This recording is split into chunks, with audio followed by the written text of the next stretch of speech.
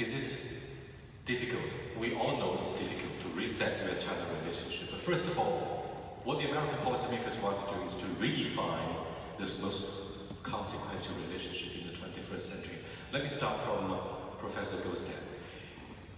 What's your redefinition of the US-China relationship? Okay, that's a tough question. It's a very broad question. I would say whether these trade negotiations can redefine the relationship is actually easy to answer. I think what the trade negotiations can result in is an agreement that mitigates or offsets some of the recently increasing tensions on economic and trade issues. But these negotiations, no matter how successful, cannot fundamentally resolve the differences between the United States in terms of their economic systems, their differing interests, and the changing capabilities between the United States and China that really underlies the growing difficulties in the relationship that occurred really before President Trump came to office and really date back to the second term under President Obama.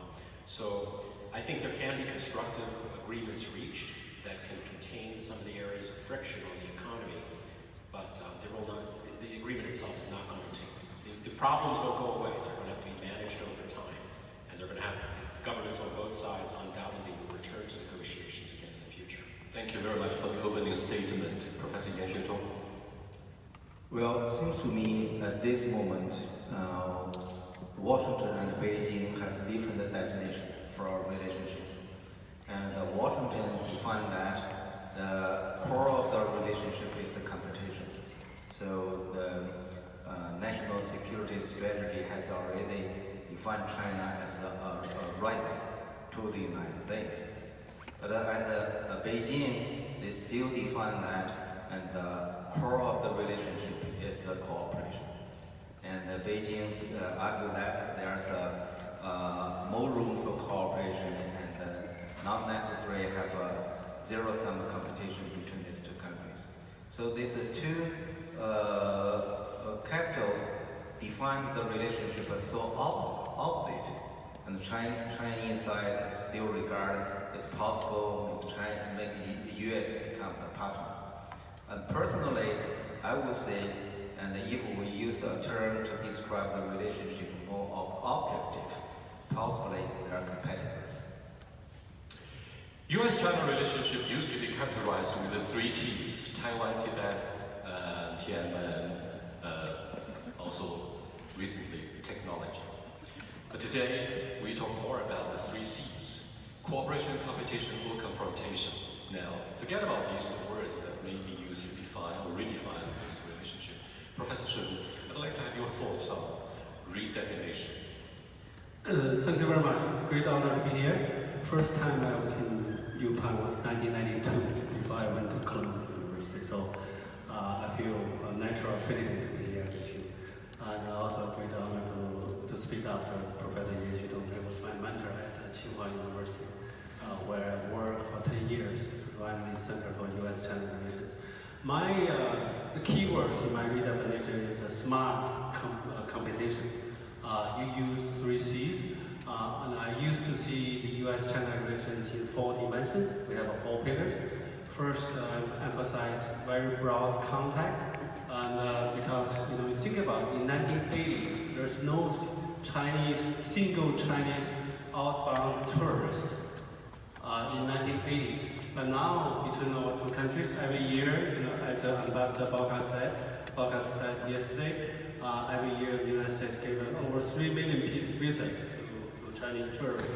And also, I think there's a broad people-to-people contact. There's a lot of programs running, even right now. So the second dimension of U.S.-China relations is what I call substantial cooperation. Right? We have a lot of economic programs. Chinese companies, American companies work together. Universities work together. And also this kind of forum. So all the academic exchange programs. The third dimension is competition. Not only in the diplomatic areas, we try to win heart and mind of Asian people. So the 2 countries actually compete all over the world, in Africa, some other area, Belt and Road. Last dimension, I used to call it the limited confrontation. Arms sales to Taiwan, Tibetan issues, Xinjiang issues. Now I'm very much worried about the expanded conflict. The more arms sales, more with constellations, this kind of issue. So I try to redefine the U.S.-China relation in a single word: smart competition. Both sides need to be more smart. There is a quiet consensus that what is going on in the trade talk between the two biggest economies will only be a tip of a huge iceberg, given the increasing uncertainty and unpredictability. For Democrats and Republicans across the aisle in D.C. about the world order leadership roadmap of globalization. So my next question goes to someone who is called the Chinese counterpart of Mir Taylor, super hawk in the world of international politics. Professor Yan Xuetong talks tough, and he used to be known for being tough on issues like cross-strait relations between mainland and Taiwan. Today, I'm very happy he comes all the way from Beijing to address a more challenging nature of the bilateral relationship. Do you think inevitably there's going to be the Thucydides trap? There will be an inevitable clash between the rising power and the sinking power? Well, actually, that really depends on how you define the term Thucydides trap. And if it refers to the competition, it makes sense. But if it refers to direct war between China and the US, and I think it is a very slight possible. And the reason is that the competition between China and US is inevitable because China has reduced the power gap with the United States. So the US want to maintain its leadership, and so he certainly will worry about China's efforts to catch up with the United States. And on the other hand, because we live in a world with nuclear weapons has prevented direct war between the Soviet Union and the US during the Cold War. It will still play the same function and further the competition between China and the US. So from my understanding, there's a slight possibility for China and the US falling into the direct war. Given the change in power equation in what is called the process of geopolitical reconfiguration, Professor Goldstein, is it possible that we're going to have a head-on collision in areas like South China Sea, Taiwan? Currently, flashpoint of the DPRK, or the process of denuclearization, is gaining momentum despite the failure of the second summit in Hanoi between President Trump and Mr. Kim Jong-un from the DPRK. So what do you think of an extension of the discourse on head-on collision, inevitable clashes in Thucydides trap, from your perspective? Well, I think sharper and sharper competition is certainly going to be the order of the day and the order of the coming decades. I do agree with Professor Yan about basically the Thucydides trap describes the general context, but to make the leap from that to actually fighting a war is very difficult, given not only the economic stakes of the countries involved and what the consequences would be, but mostly the existence of nuclear weapons. Neither the United States nor China, nor to be frank, any other country is going to decide to initiate a war that would involve nuclear weapons. That said, I think there's one one topic I want to introduce here, which is if such a conflict were ever to take place, it almost certainly would develop out of a crisis, which developed out of a confrontation. South China Sea, East China Sea, Taiwan Strait, and perhaps the Korean Peninsula. And that's my concern. My concern is that there are going to be increasing frictions between the U.S. and China in some of these areas. Neither side is going to decide to start a war, but if you find yourself in a crisis and there are interactions between the two sides, the possibility for inadvertent conflict breaking out is a real one. It's a small one, but a real possibility. And once conflict begins, the risks of escalation are also real. And obviously the consequences of a war between the US and China would be devastating, even if nuclear weapons were not used. One last point I would want to introduce is that the Cold War remained peaceful. The Cold War remained peaceful, as Yan Xuetong at Berkeley, in part because the world was bipolar, but also in part because of the existence of nuclear weapons. But people should remember that the Cold War, for the first 10 to 15 years, was very frightening. It was frightening because the US and the Soviet Union had not yet figured out how to manage crises between the two countries. Several crises over Berlin, and then, of course, the big one over Cuba, allowed the United States and the Soviet Union to learn from that experience that they needed to figure out how to manage these kinds of dangerous confrontations. Unfortunately, I don't think the US and China yet have that experience, and they may have to go through those kind of learning experiences, which can be dangerous and difficult, before we can be confident. I've interviewed dozens of the scholars on the Chinese side who are well versed about the history of the bilateral relationship, and lesson number one for both sides to learn how to manage their crisis was, of course, the Korean War. That's the first bloody regional low intensity, not necessarily low intensity, but regional conflict since the end of the Second World War. Now, I've done this program for 20 years, and the very first program was about the US-China relationship exactly 20 years ago, halfway through the 4 decades of engagement by the US government, and I asked the first question. I remember clearly the very first question in my career as a moderator of a primetime current affairs talk show in CCTV. The very first question was about whether we have this self-fulfilling prophecy. If you take China as a friend, we'll be your friend. If you take China as an enemy, we'll be your enemy. And Professor Yao Yunzhu from the Military Academy in Beijing said, we'll live up to expectation of being a qualified enemy. What does that mean? I mean, this is a lot about, say, the self-fulfilling prophecy. How do you position this relationship? Are we enemy? Are we friend? We are neither. We are frenemy, or where are we? Do you think the self-fulfilling prophecy still holds any water? Is there any ring of truth in this discourse? I think in 1990s, there was this 10 years from 1990 to 2000. So we remember the word frenemy, and I think this there is indeed some kind of you call it self-fulfilling, imaginary enemy there, potential enemy there.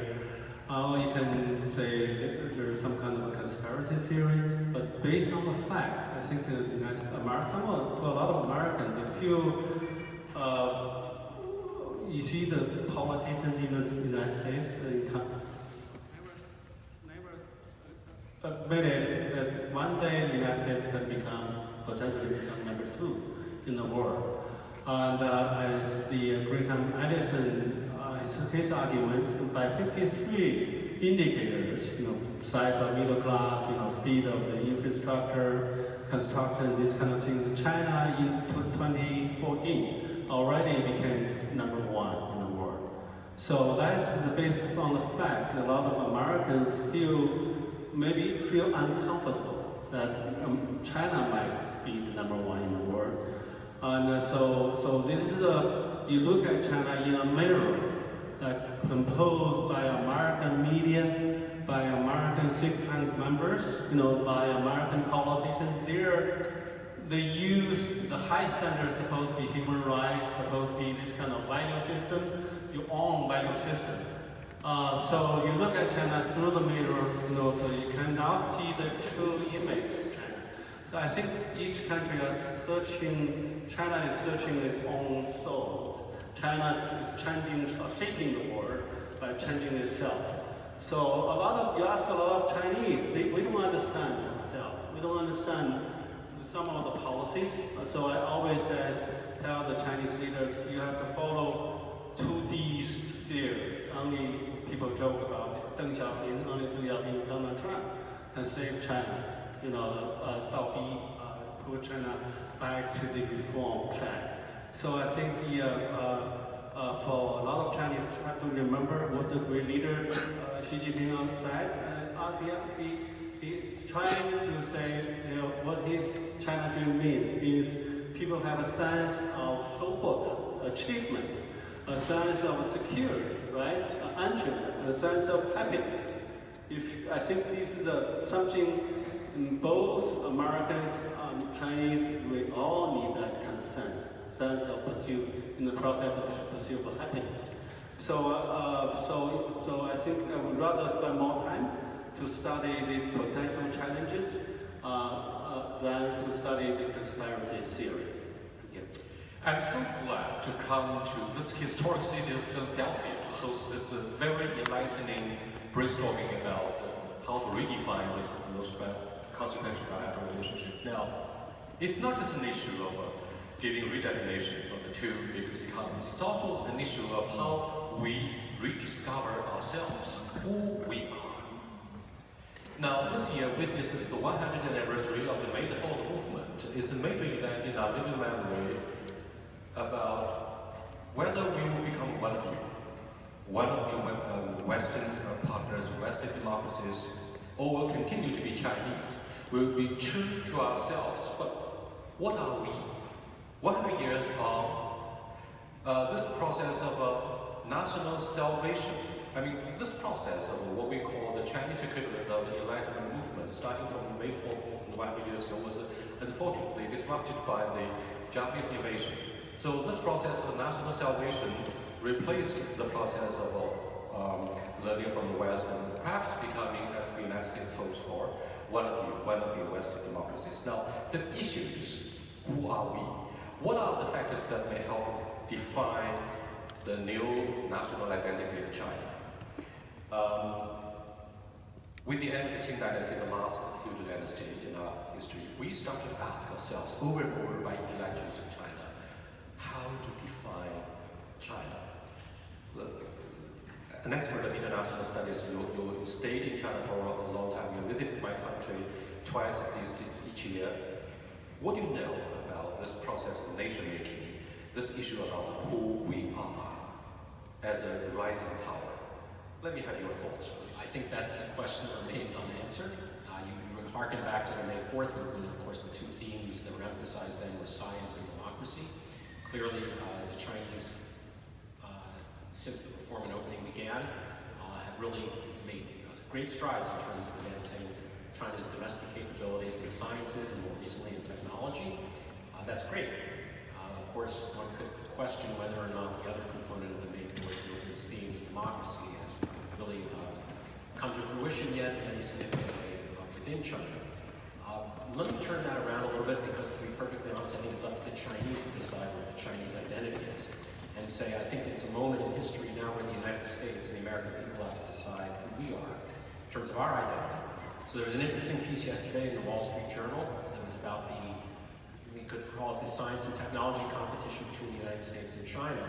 And much of the attention in the United States in the past few years has been on China making gains on the United States in science and technology through unfair approaches to forced technology transfer, intellectual property theft, etc. This article makes the point, whatever the justification for those claims, which I think these are justifiable claims, but regardless of that, the real problem is that the United States has let itself slide in these areas, and that the real problem for Americans in terms of who we are is the need to rededicate ourselves to investing, including public investment from the government, in basic research, advanced science and technology, so that the United States can compete smartly, as Professor Sun said, but also compete effectively. Professor Yan Xuetong, your thoughts on how to define China today? Who are we? Well, if you regard China as one political entity, the identity is a rising power. China is not a current dominant power. That means not a superpower like the US.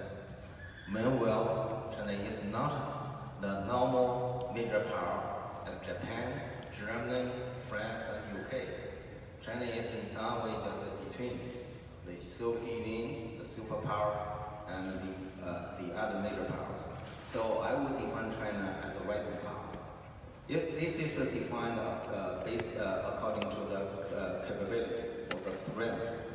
But if you define this identity from the cultural perspective, my understanding that the Chinese is a common identity for all of the people, both the government officials, policymakers, and ordinary people. They define them as Chinese. But if you look at the identity issue from the international politics, this is very different from you talking about the domestic identity. Like in the US, and when they're talking about identity politics, it means, and in the US, within this country, and people divided politically or culturally or racially. But if you look at the international, look at the issue from the international system, it will be different. Look at the international system, just like you look at the situation from the moon to the earth. You find that from the international level to national level to the other organization level, then to family level, then to the individuals, like that. You find that this earth is a closed system. It's so close, you cannot expand the power beyond the earth. Power means the relationship. So without the relationship between the human beings, there's no power. Power means you have influence on others. So nowadays, actually in the earth, the political influence is one as a whole. US usually have the largest influence, but China's rise in some way and slimmed Americans' influence. So the share of the international power, just like 100, so every country has its own share, but the share is not equal. So now, from my understanding, if you identify China's identity from an international politics perspective, the main problem is that China's rise is make the redistribution of power of the world. So that is why China gets so much attention, and from the United States, they consider China as a rising power, not the normal major powers. Thank you very much for a comprehensive depiction of what China is. Well, from day one of our normalizing the relationship with the United States 40 years ago, during the Carter administration, to, for example, our entry into the WTO in 2001, again and again, the United States expected China to be one of us. However, may or may not, they are not aware of these three factors that influence China and the nation-making process heavily. One is, of course, the role of traditional Chinese culture. Confucianism, to a large degree, has the establishment of so many Confucius institutes the world over to identify China as an Oriental cultural civilization state. A second factor is, of course, Marxism-Leninism. Last year was the 200th anniversary of Karl Marx. A high-profile commemorative event was hosted in the Great Hall of the People to highlight the importance of a party line. A third factor is, of course, Western liberal democracy that we started to import from the West. May the Fourth movement was a hallmark event, a landmark event. So you put these three factors into one perspective in examining the identity of China over the course of 100 years. Professor Sun, which comes across as the most influential in shaping what we are? Okay, give me a tough question, so I have to be a historian, I have to be serious. But anyway, I care very much about the democracy. As you said, I tell you a joke. I had one lunch debate with Mr. Fahrenhoff, who is now still the co-chairman of the Presidential Debate Committee. And he was the chairman of the Republican Party for 6 years in Reagan period. And he told me, he said, Sonny, don't be joking, So we Americans we don't want to export our college, electoral college to China. We don't want to export money politics to China. That's part of American democracy. So you ask whether Chinese people care about democracy. Yes, and my dream is one day democracy can also be made in China. And my understanding of democracy first, according to a Western definition, first, whatever you said, Chinese people, citizens, supposed to have a constitutional right. So whatever constitution guarantee, we have that kind of liberal freedom, we have to be able to do it. Secondly, we care about the fair and frequent elections. You ask China whether you participate. You you have two general elections. A lot of Chinese people, we don't have that kind of education. And third, care of democracy means, participation. Are you willing to talk about politics, talk about political affairs? So in China we have a lot of sensitive words. Even as American scholars in U.S.-China relations, we some kind of, I always joke, we are 自公. We know what's supposed to be taught. We know what we can talk. We have to be smart to get away. For example, American people care about the Xinjiang issue in U.S.-China relations, human rights issues. Americans care about the constitutional change in China. So most of the scholars, we are afraid to have open discussion on that, especially in China. So my proposal to the Chinese government, I made it a couple of days ago in New York. I think China should make a series of policy announcements, on white paper on Xinjiang developments. We used to do that on Tibet.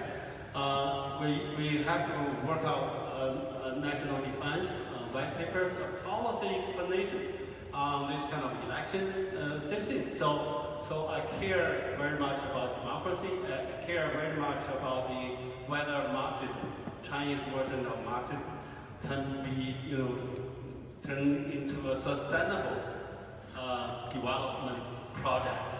So ask our next generation how many of our own kids know that much about Marxism, Leninism, these kind of things. If you really yourself believe in it. So we want our next generation, our kids, happiness. They have their own pursuit. Happiness, whether it's Western style democracy, whether it's Marxism, doesn't matter.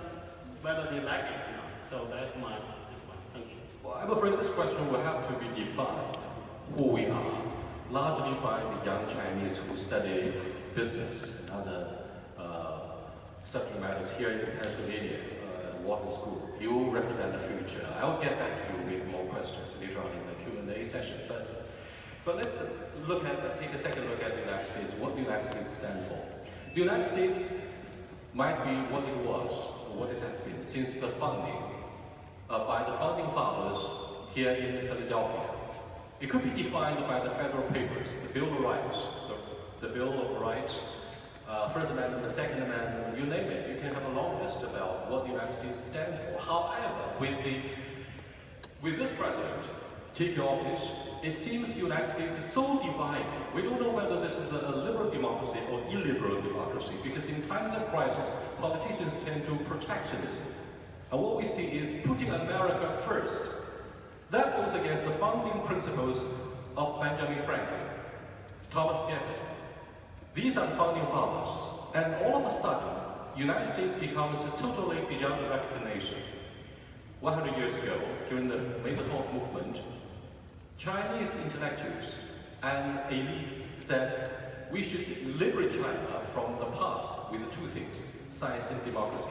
And yet, when Huawei, for example, which is the titanic symbol of the non-public sector, becomes so strong and somehow represents the strength of science, the United States is scared. Is it a liberal democracy? Is it what the liberal democracy stands for in what is called competition or globalization? Does what President Trump stands for goes against globalization? So the Chinese are really confused at this defining moment. I'd like to have your thoughts, Professor Gosler.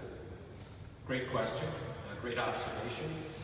I would take issue with the idea that the founding fathers in Philadelphia, or maybe even President Trump, thought very much about the implications of our domestic political system for foreign policy.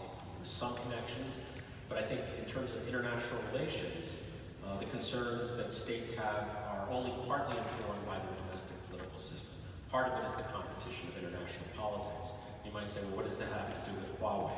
So my view of the American government's policy on Huawei, with which, frankly, I in part disagree, is that Huawei is a complicated issue. It's in part an economic issue. In other words, there is an aspect to this which is that the United States government and American companies companies don't want to see Huawei succeed as an economic competitor to other companies that provide such services and roll out 5G in the future. But I think the real major concern for the United States is a security concern, which is to say the spillover effect from economics to security. That Huawei is really not so much a question of technology or economics, but it's a fundamental security concern that the United States has, which is rooted in part in the perception that the Chinese government and the American government have some issues on which they're going to disagree. And the concern is that given the nature of the Chinese government, that even if there are no backdoors or any technology flaws in Huawei equipment, that in the future, the Chinese government, according to Chinese domestic law now, has the ability to require Huawei to comply with national security requests. And that nobody can predict what kinds of things may come down the road in the future, where the Chinese government would ask Huawei to do something, Huawei would have to comply with requests that could jeopardize American security. So I think it's not so much a question of whether the United States is an illiberal democracy or whether the treatment of Huawei currently is completely fair. It's not. Or whether the decision, for example, to ask Canada to extradite Ms. Meng is fair, may or may not be fair. We'll have to wait and see the facts. But I do understand the reasons why there's this concern about this security of technology in the future. And maybe Professor Yen would like to follow up my response with his comments on the importance of the virtual world, or the internet and cyberspace as a real security concern for countries in the 21st century. Let me go back to what some of your influential presidents